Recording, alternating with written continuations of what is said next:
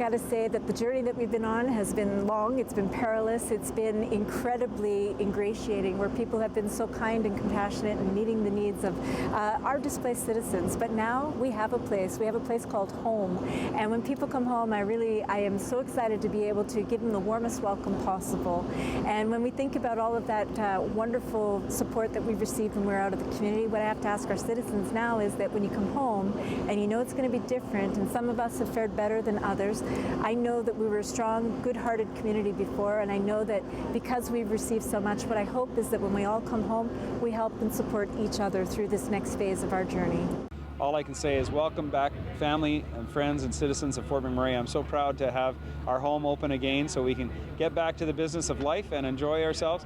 I would just say this, please act safely, act maturely, make sure that we do things right, and help your neighbors, help your friends, because we're all going to need to be in this together, because we are in this together. So if I can do anything to assist you, send me a message on Facebook or Twitter, or just give me a call. I'm here for you. That's what I do for a living, and I'm more than happy and proud to do it for you. So please let us know whatever we can do for you, and just take your time, enjoy yourself, and be safe.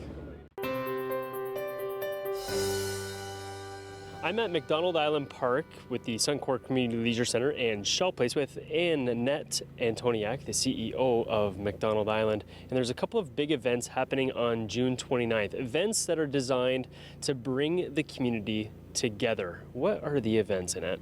Well, it starts off in the morning with our pancake breakfast from 9 a.m. till 11 a.m. And our feature is Brett Kissel, who will be performing that morning. So he's going to be in the morning, the pancake breakfast presented by Smitty's, correct? And people will have a chance to see him in action before he actually gets in action at Commonwealth Stadium in Edmonton. That's right. And there's an event happening later on that day. What is it? There is. Our doors open at 4, and it's free for the entire community. And so we'll be taking the live feed from Commonwealth Stadium for the Fire Aid concert. And so at 5 p.m. it starts, and we have George Canyon, who will be emceeing the entire evening. And so we will have a satellite feed going back and forth from Shell Place to Commonwealth Stadium and back again. So you'll see all the performers that are playing at Commonwealth on a huge screen here at Shell Place. It's actually 32 by 42, so it's huge. That's a big screen. It is.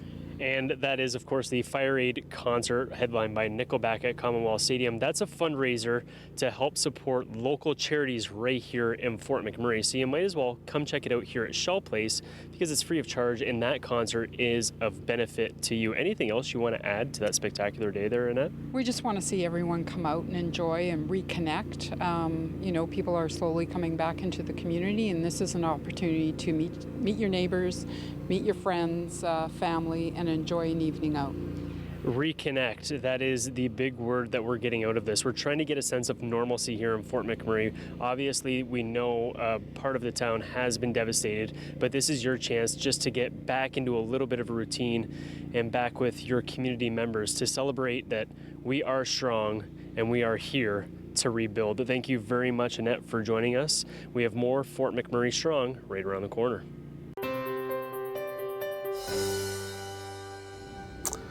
There was nothing in this world that was going to let me leave that town. Yeah. Not with the guys out there. No way. It was emotional for Assistant Deputy Fire Chief Jody Butts talking about not leaving his crew during the time of the wildfires. Butts had a role to play just like everyone else as he was analyzing the strategic perspective of fighting the fire.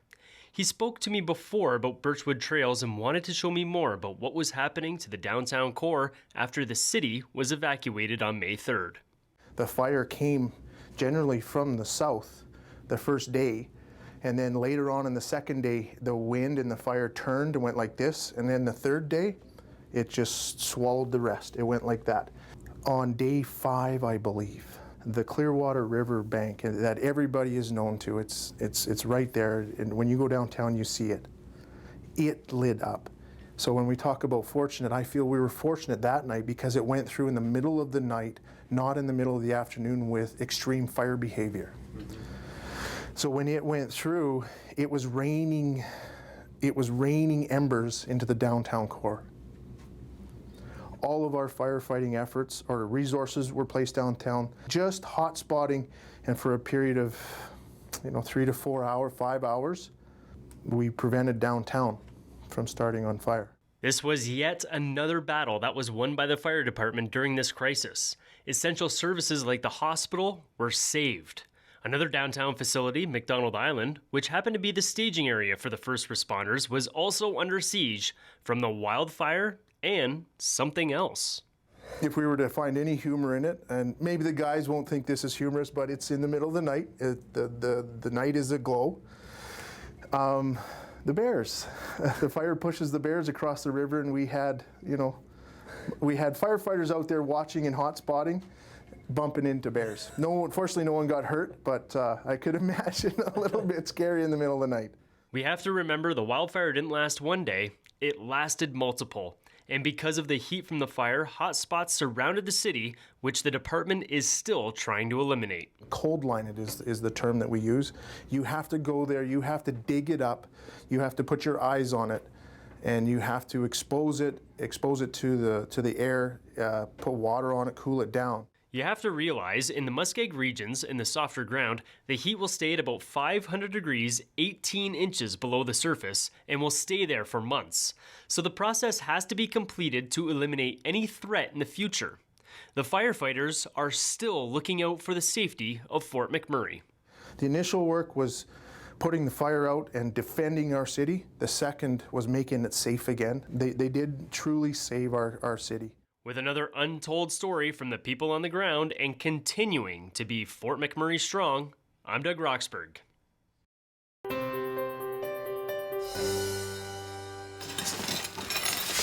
At first glance, you'd think this was just a family cleaning out their garage, but it's actually a garage sale. A coffee maker here, toys for the kids over there. But what sets this garage sale apart from any other is there are no price tags. Each item is free. All compliments of the people like Jody and McSkimming in the strong community of Fort McMurray. We just put together a free garage sale for fire victims. So we have a whole bunch of people in the community that are just dropping things off, and then fire victims are coming over and picking up everything that they need. So anything from pots and pans and toasters and sheets and towels and all of that stuff. So people drop it off and other folks pick it up. All kind of cups and stuff like that. McSkimming is no stranger to stepping up for her community. In December, she helps fill 250 backpacks with the essentials with the group Santa Packs for the Homeless. Together with Jordan Adele Simon and the Facebook page YMM Helping Others, McSkimming is now helping victims of the Fort McMurray wildfire. She was kind of advertising that they were going to put together families that they wanted to help on that page, and I just sent her a message and said, hey, let's partner together. So Jordan's been really kind of driving and finding the families that need the most help. And we've been collecting the donations and finding the people to sponsor the families to make sure that we get the right stuff into the right people's hands at the right times. Since the beginning of the project, the garage sale has become a second job for McSkimming and has since helped an estimated 20 families, and it continues to grow. We've kind of been putting in about 9-10 hour days just helping folks out in the community, and we probably are loading between 9 and 10 truckloads a day of fire victims going out with everything that they need, and we're probably receiving between 15 and 20 truckloads a day. But that's not a problem for the longtime resident of this northern Alberta community, because this is where her heart is. It's a big deal. I was born and raised in Fort McMurray, so this is my home. Being evacuated and coming back and still having a home made me feel extremely blessed. So the one thing I could do was offer the space to do something like that, but it's a heart-touching thing. You know, this is our neighbors. These are my people. These are who we care about. Continuing to assist those who lost everything to the fire, for Fort McMurray Strong, I'm Craig Momney.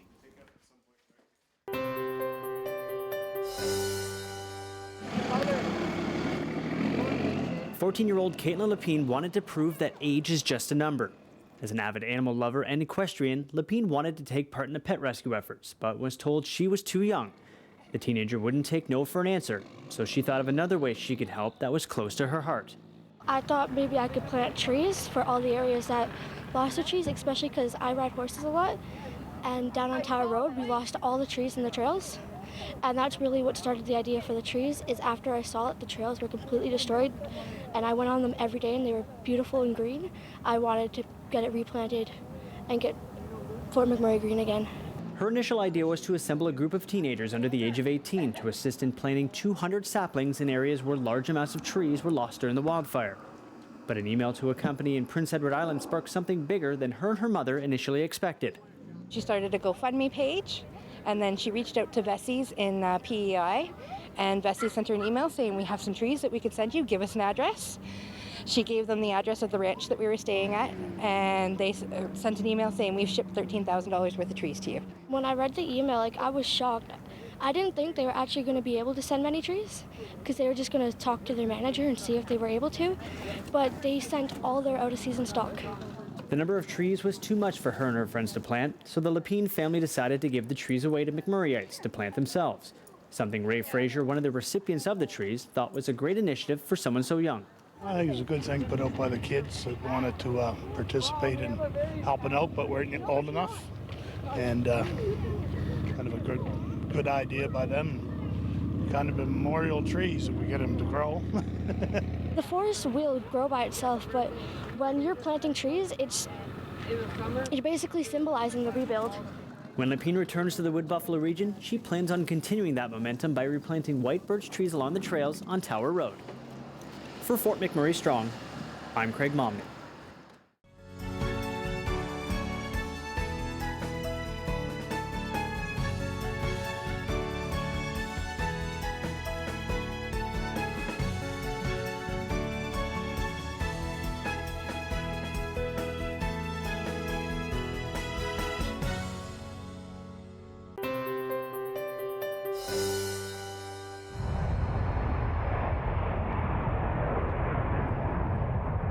Getting out of a city during a mass evacuation was easier said than done, and leaving Fort McMurray, you only have two options: by land or by air. For those going by air, WestJet was one of the companies who stepped up to assist the people getting to safety. The Tuesday when everybody was evacuated, we had canceled our service out of Fort McMurray. The next day we went in and we had, because a bunch of people were stranded at the airport, so we put 3 flights in, and basically anybody who was at the airport at that time, we get on the aircraft. We want everybody to get to safety. So it was a little bit of just like whatever needs to be done to get everybody out, we did. WestJet didn't just help those at the airport, as many residents were stuck north of town at the campsites provided by the oil sand companies. So with the support of Shell and Suncor, WestJet was able to get more workers, children, and pets to a safer environment through their chartered flights program. So anybody who had arrived at these camps, we weren't charging them, but it was definitely being paid for by Suncor and Shell to, it was helping evacuate their staff, and then anybody else, including, children and a lot of pets. I'm sure you saw the social media feeds around the dogs on the plane. Anybody who showed up, get on the plane and we're going to get you out. Getting out is just half the battle, as residents do have to return. So commercial airline services like Air Canada and WestJet have resumed operations and are doing everything they can to ensure residents make it back to Fort McMurray with minimal concerns. We're making adjustments in different markets right across the country, adding more seats into Alberta, so those people that went back to Atlantic Canada, for example, we're now getting them back into Alberta to pick up their cars. We do have a 25% promo code for flights up until July 31st. We have waived all baggage fees for people who are returning to the area and to Fort McMurray. We've also waived the pet kennel fees. We've worked with Transport Canada to ensure that anybody who did leave the area that doesn't have ID, that they will be able to fly. We just recommend that they get to the airport with extra time to make sure that they can have a full screening before they get on the flight. So getting back will be made easier by the airlines as core infrastructure continues to be improved upon each and every day in Fort McMurray. The airlines will be doing what they can, and our Happy Air service has resumed to the north. We'll just keep supporting this story and these great people of Fort McMurray.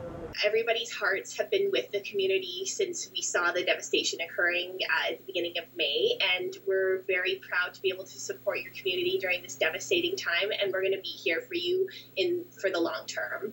With an eye on the skies and being Fort McMurray strong, I'm Doug Roxburgh.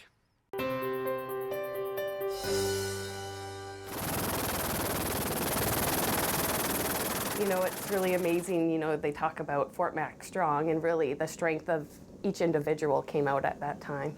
The time in question was the day of the evacuation from the wildfires. The individuals were the helicopter pilots, doctors, and nurses. The situation was getting dire as people were fleeing the city.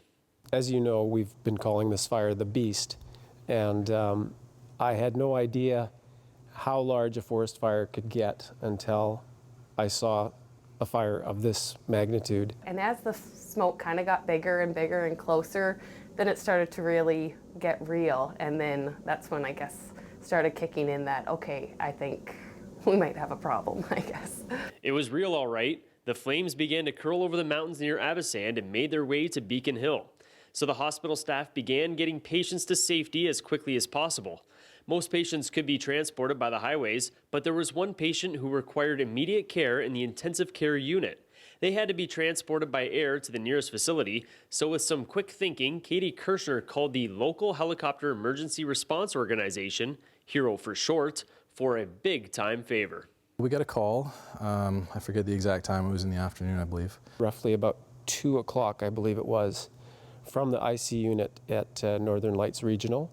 That some of the patients in the hospital couldn't be taken out by road, and we knew that it was about to be evacuated, so we were asked to come and see if we could bring some of them out.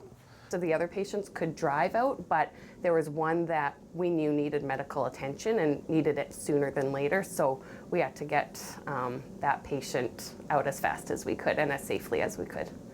The first thoughts of my mind, actually on the phone call request, I said, I think it would be best to get this patient sooner than later. Based on the conditions of the wildfire, the assumption from Ken Duick was correct. This phone conversation was the easy part, as the challenging part was mere minutes away. First, they had to navigate the blackened skies from Phoenix Heliflight to the hospital, and then they had to find a landing spot, because the Northern Lights Regional Health Center does not have a landing pad. First of all, we had to deal with all the smoke and fire, so we had to kind of fly fairly low to get under everything. And we were just picking our way through as we went down the Clearwater Valley towards waterways and then eventually towards the hospital. We landed in the field adjacent to it. And it was really surreal to just see this huge machine landing in a field where it should not be. And we couldn't get the patient through the gate that had access to the field. So that was frustrating. So then one of the helicopter pilots realized, hey, I think we have enough room in the parking lot to actually land. We had to reposition the aircraft over into the parking lot, you know, not an ideal setting to land the helicopter. So we had to clear out some cars in the parking lot to make enough space to bring the aircraft in so that the patient could be wheeled directly into the aircraft and then flown from there. With no landing pad, if it wasn't for the quick thinking of the pilots, who knows what could have happened to the intensive care patient. The actions taken by not only the pilots, but the doctors and nurses helped save a life that day. They don't want to be referred as heroes, though, as they are just part of a program that is designed for this type of situation. Our program here is actually called the Local Hero Foundation, which stands for Helicopter Emergency Response Operations. So that's basically what I think of when I think of HERO. I'm glad the program exists so that we were here at the right time, at the right place to be able to, you know, do what we can in that kind of an emergency. The fact that we have the helicopters that are able to come and assist us, especially just being so rural, that it's phenomenal. Everyone has a story from May 3rd. This is just another one to add to the list, as together we are Fort McMurray Strong, and I am Doug Roxburgh.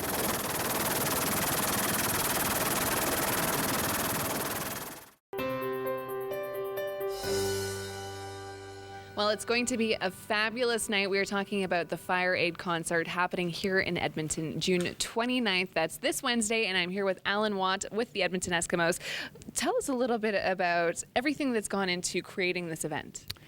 Well, I don't know if we have enough time, but I'll give you the sort of fast-tracked version. Yeah, the elevator speech. First of all, the brick field at Commonwealth Stadium was selected because of its size. And secondly, it came about as a result of what happened in the big floods in Calgary. They did a flood aid concert, And 2 or 3 of the people who were heavily involved in that decided that they would approach a number of people in Edmonton to see if that was a good idea. And of course, who could say no, especially when we looked at the lineup that they had spoken about. So that's how it got started. And then the next point was to go to the city of Edmonton, because they're after all the landlord here at the Brickfield, and they were supportive of it as well. So once you had those 3 elements, so a good idea, people who are willing to step forward and find entertainment and acts, and people like Blue Rodeo and Nickelback, then you have something. And then after that, it was it's logistics and ticket selling, tickets. In our business, football business, and in the concert business, tickets are king. And so the next step in that was to find 2 or 3 people, and I think they found the right 3. In president of the Edmonton Eskimos and CEO Len Rhodes, they found Tim Reed, the president and CEO at Northlands, and Bob Nicholson, the president and CEO at Oilers Entertainment Group. And they said, we'll chair it. We'll use our horsepower and our credence in the community to go out there and say, this is a good idea, and we think you should buy a ticket. And that's pretty much what's happened. Good. And I hear so far the ticket sales are going well. We don't know exact numbers, but things are sounding very positive. Well, as you get closer and closer to concerts, the tickets, things start to, they can gallop on you, and that's good. The weather's supposed to hold, although one of the things they said that Fort McMurray during the fires was praying for rain, and so are we, but I prefer sunny. But yes. So Wednesday will be, I think, really neat. And the acts, of course, there's 12 acts, and wow. I think there's something there for everyone. And the acts of all, the entertainment, the bands of all contributed their time. There's no fees to any of them, as there is for the rest of us who are out there. And I'm speaking on behalf of a very big organizing committee that's worked really hard on sponsorship, on tickets, and on backstage catering and all that kind of stuff. So if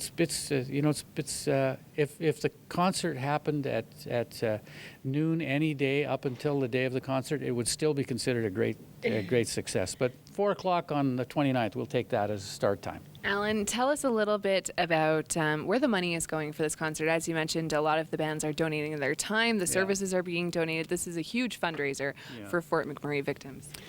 Well, that was another part of it. The mayor of the Wood Buffalo region and Fort McMurray, Melissa Blake, also agreed to be of as much help as she could. She agreed to be an honorary chairperson, and she has.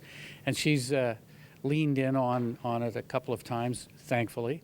And then the other thing that she did was say that when all is said and done and people get back to Fort McMurray, and they are back now, a lot of them, not all of them, and the ones that are back are settling in, and the ones that aren't back or are just getting back might not have a place to settle into, and that will be dealt with. But then there are the long-range implications, which the United Way in any community, a good United Way, and they have one in Fort McMurray, they deal with all of that. When they see somebody sitting in front of ashes on a curb crying because they've lost pretty much everything, they have a way of picking them up and dealing with that.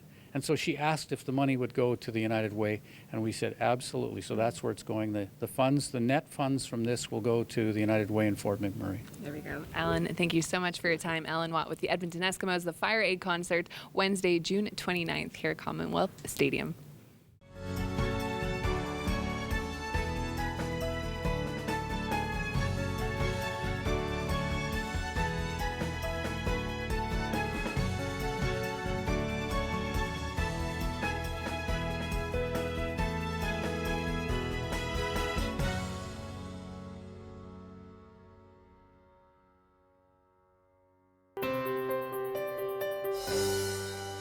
We're never going to forget. It's going to be something we're never going to ever forget. But in the same token, it's going to drive us to put things back together that much quicker. Chris Hampton is one of many Shaw employees helping to get services back online in the affected areas after the wildfire.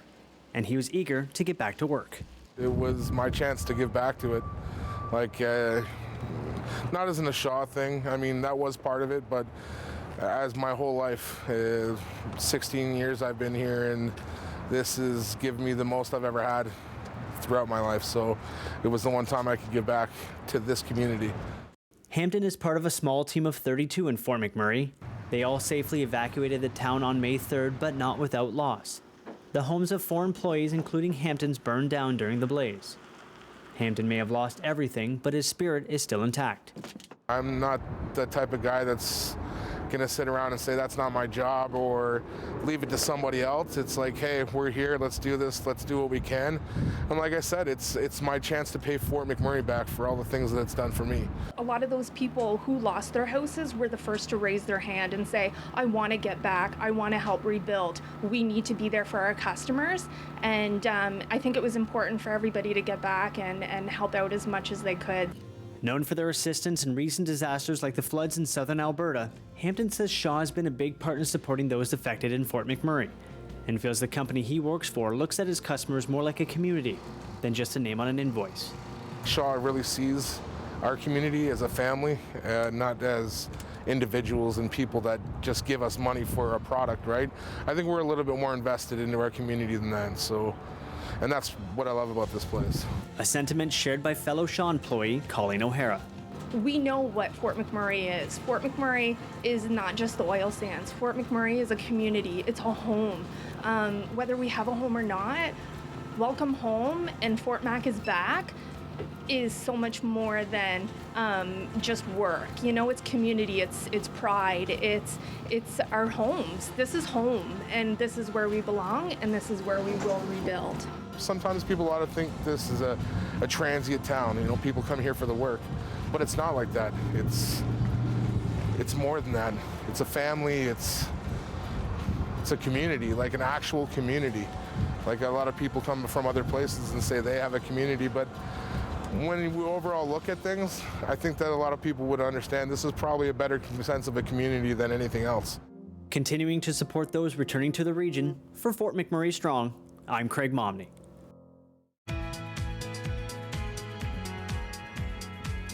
We want to send a representative to each home and business. When we get there, we're going to have them do a safety inspection of all the gas appliances at that location. So they'll go through everything, make sure it's working properly, then we'll relight that customer. The way that we're asking people to contact us is through atcoresponds.com. They can fill out a form. They fill out that form. It goes into our call center and our dispatch. There are other ways though. We recognize not everybody has internet access, so they can also visit the welcome centers in Fort McMurray, and we have representatives at each one of those welcome centers to help people through the process, make sure that they get their service restored quickly and safely. So after you submit the request to have us come out and do a relight, put that placard in your window, someplace visible that our staff can see from the street. And as we're going through a neighborhood, if we see that placard, we're going to come to your house and we're going to get you relit. We're doing the exact same thing for businesses. Businesses call in, go through the same process. We'll show up and we will make sure that things are safe. We'll do the inspection and we'll get them back up and running. Well, what it really will help us do is be more efficient at getting all those relights. They'll be able to go into a neighborhood, they'll see the placards, and they'll literally be able to go house by house, which really helps us be more efficient and helps people get their service back sooner. We are working closely to align with the municipality's schedule. So as they let communities back in, we're resourcing to be able to meet the demands of relights in those communities. Over the next week, we're going to have a large number of staff in the area being prepared to get out and visit all of those customers. Our people are trained. This is what they do every day across the province. They're the experts in the field, and we really want to go out. We want to make sure people's homes are safe before they get gas service restored to them. We want to come out and help them do that, and there's not a charge for us to come out and do that for people. Really proud of how everybody across ATCO has come together and supported this, whether it's the people working directly in Fort McMurray or the people back in our other operating centers supporting this. It's been fantastic, and we are really proud of how it's come together, and we've really enjoyed working with the municipality to make this a coordinated response. Really, the best thing people can do is go to atcoresponds.com. It has all the information they're going to need regarding restoring their gas and electrical service in the Fort McMurray area.